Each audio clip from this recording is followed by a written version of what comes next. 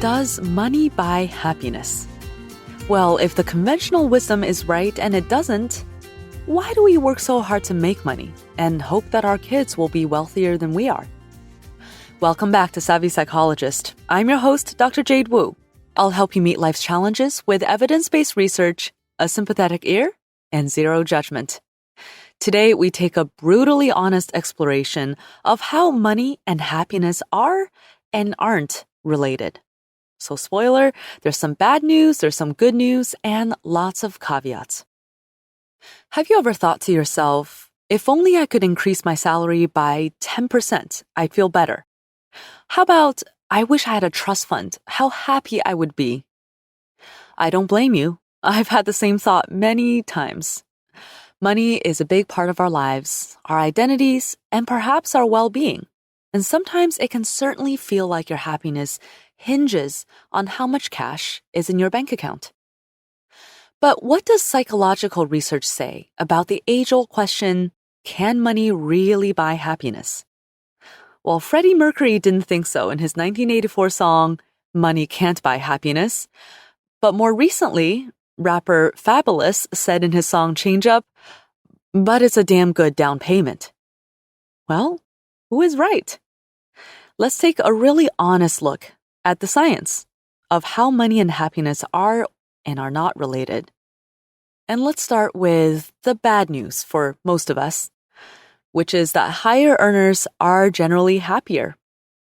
Over 10 years ago, a study based on Gallup poll data on 1,000 people made a big splash in the news. It found that people with higher incomes report being happier, but only up to an annual income of $75,000, which is equivalent to about $90,000 today. After this point, more money wasn't related to higher emotional well-being.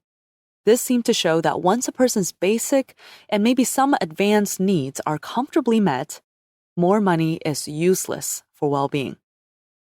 But a brand new 2021 study of over 1 million participants found that there's no such thing as an inflection point where more money doesn't equal more happiness, at least not up to an annual salary of $500,000, $500,000.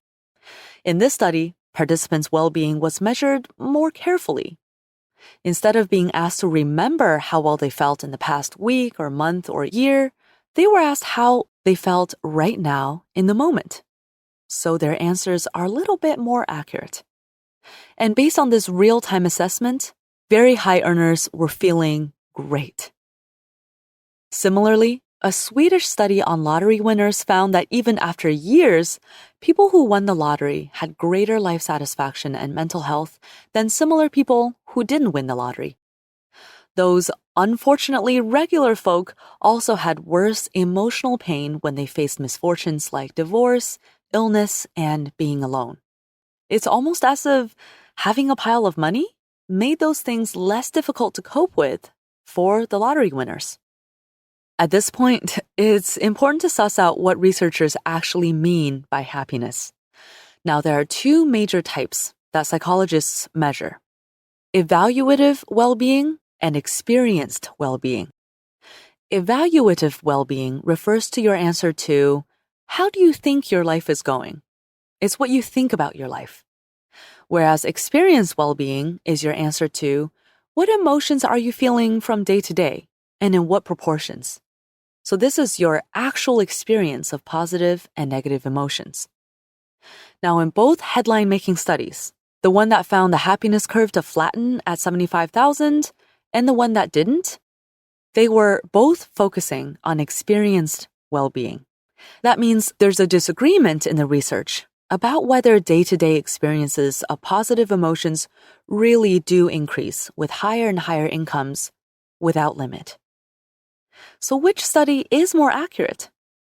Well, the 2021 study surveyed many more people, of over 1 million people, so it has the advantage of being more representative. However, there is a big caveat. So backing up a little bit, if you're not a very high earner, you may be feeling pretty salty right now. How unfair that the rest of us can't even comfort ourselves with the idea that millionaires must be sad in their mansions, right? But not so fast. Yes, in the large million-person study, experienced well-being did continually increase with higher income, but this study only included people in the United States. It wouldn't be a stretch to say that our culture is quite materialistic, and income level does play a huge role in our lifestyle. Now, another study of Mayan people in a poor rural region of Yucatan, Mexico, did not find that level of wealth was related to happiness. And also, the participants had high levels of overall happiness. Separately, a Gallup World Poll study of people from many countries and cultures also found that although higher income was associated with higher life evaluation, it was non-material things that predicted experienced well-being. So things like learning, autonomy, respect, and social support. And there's more good news. For those of us with really big dreams of making it and striking it rich through talent and hard work, know that the process of reaching your dream will earn you happiness. A study of ultra-rich millionaires, I'm talking about net worth of at least 8 million, found that those who earned their wealth got more of a happiness boost from their money than those who inherited it. So keep dreaming big and reaching for those entrepreneurial goals, as long as you're not sacrificing your actual well-being in the pursuit. All right, so far we've been talking about happiness as if it's one big thing, but happiness actually has many different components and flavors. Think about all the positive emotions you felt. Can we break them down into more specifics? How about excitement, contentment, gratitude, love, compassion, pride, peace, inspiration? And that's just a short list.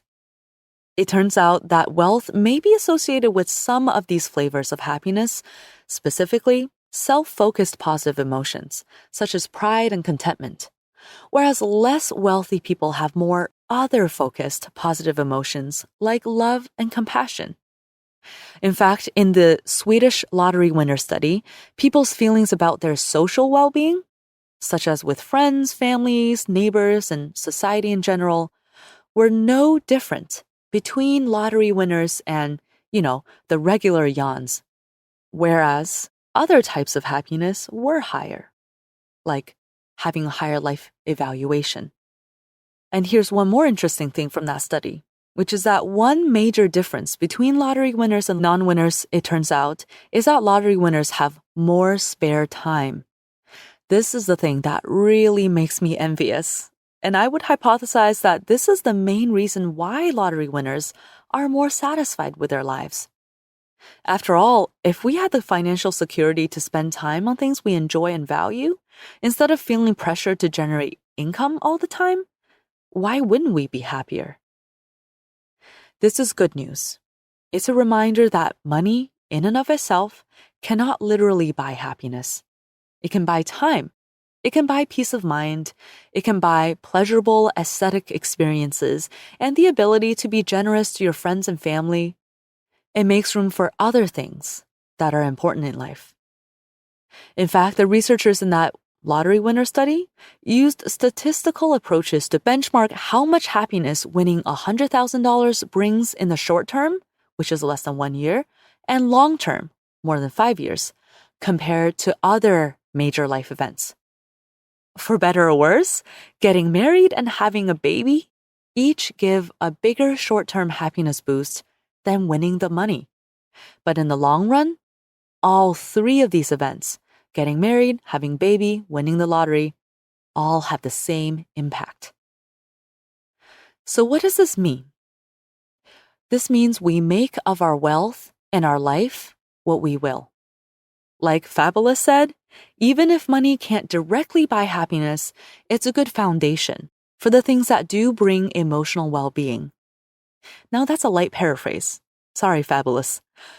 Now this is especially true for the vast majority of the world made up of people struggling to meet basic needs, to rise out of insecurity. And even beyond that threshold, being even richer can boost your life satisfaction and make it easier to have positive emotions. So yes, it's certainly worth your effort to set goals, work hard, and move towards financial health, and to help your loved ones to do the same. But getting rich is not the only way to be happy. You can still earn health, compassion, community, love, pride, connectedness, and so much more, even if you don't have a big bank account yet. After all, the original definition of wealth referred to a person's holistic wellness in life, which means we all have the potential to be wealthy in body, mind, and soul. Thank you so much for listening. Let's continue the conversation on social media. You can find me on Facebook and Twitter. I'm at QDT Savvy Psych and also at Jade Wu PhD. We can also keep in touch through the Savvy Psychologist newsletter. Savvy Psychologist is audio engineered by Steve Rickeberg and edited by Beata Santora. As always, Savvy Psychologist is strictly for informational purposes and does not substitute for mental health care from a licensed professional. Thank you again for joining me, and I'll see you next week for a happier, healthier mind.